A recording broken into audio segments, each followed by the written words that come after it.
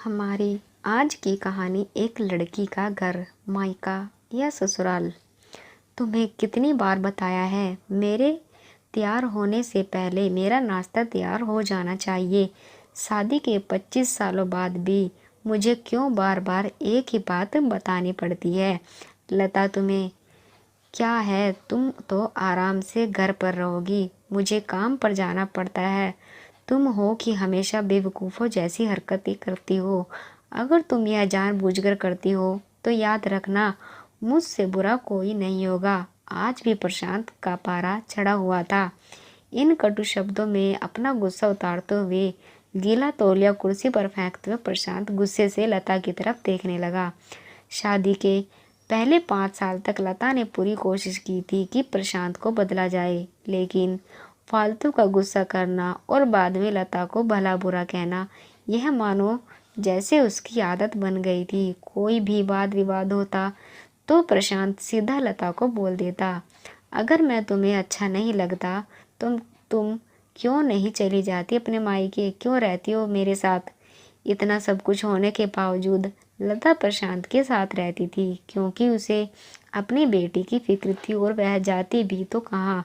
अपने बूढ़े हो चुके माँ बाप को इस उम्र में परेशान करना वह नहीं चाहती थी। समाज और लोग क्या कहेंगे, यह भी तो उसे देखना था।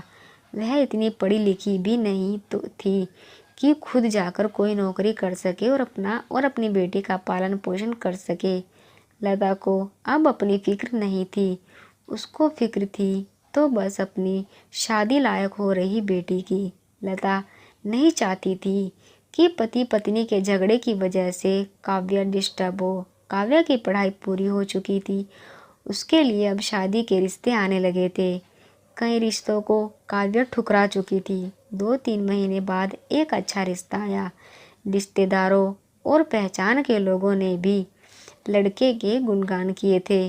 प्रशांत एक शाम अपनी बेटी के पास बैठकर उसे बताने लगा, काव्या बहुत अच्छा लड़का है, पढ़ा लिखा है, बड़ा घर है, बहुत अच्छी नौकरी है। ऐसे रिश्ते बार बार नहीं आते बेटा, इस बार मना मत करना। काव्या अपने पिता से ज़्यादा बात नहीं करती थी। शायद डरती थी या शायद नफरत करती थी, लेकिन आज वो अपनी पूरी हिम्मत इकट्ठा कर बोली, मुझे अभी शादी नहीं करनी है पापा, मैं नौकरी करना चाहती हूँ, खुद अपने पैरों पर खड़ी होना चाहती हूँ। हाँ, तो उसमें क्या बड़ी बात है? मैंने लड़के से बात की है, वह तुम्हें किसी बात के लिए नहीं रोकेगा। तुम शादी के बाद भी नौकरी कर सकती हो, वह तुम्हें नौकरी के लिए परमिशन देगा।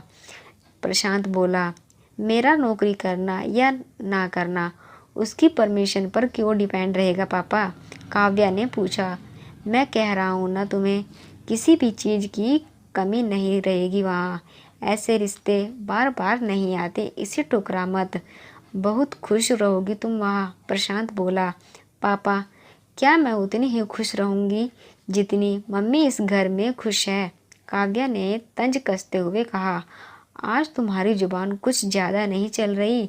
प्रशांत गुस्से से आंखें बड़ी करते हुए बोला, पापा मुझे शादी ही नहीं करनी, क्योंकि शादी के बाद अगर वह लड़का आपके जैसा निकला तो मैं क्या करूँगी? मुझे आपके जैसा जीवन साथी नहीं चाहिए जो बिना बात के मुझ पर हमेशा चिल्लाए। मुझे कुछ भी अपनी पसंद का लेना हो तो 10 बार सोचना पड़े, कहीं वह नाराज ना हो जाए। मेरी तबीयत कैसी भी हो उसे परवाह ना हो, रोटी थोड़ी सी मोटी बन जाए तो घर सर पर उठा ले, उसकी चेक बुक ना मिले तो भी मेरा ही दोष निकाले और हर छोटी मोटी बात पर मुझे मायके जाने के लिए कहे। काव्या ने अपना दिल खाली करते हुए पापा से सब कह दिया। प्रशांत का गुस्सा 7वें आसमान पर था, लेकिन उसके मुंह से एक भी शब्द नहीं फूट रहा था, तो काव्या की बातें सुन रहा था। काव्या उतना ही बोलकर चुप नहीं हुई। आज पहली बार वह अपने पापा के सामने इतना कुछ बोल रही थी।